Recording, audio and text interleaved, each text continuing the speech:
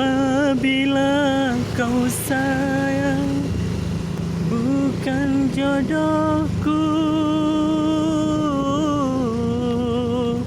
doaku selalu menyertaimu.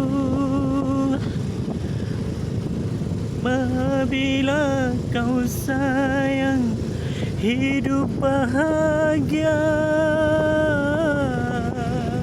aku pun merasa hidup bahagia. Tapi bila engkau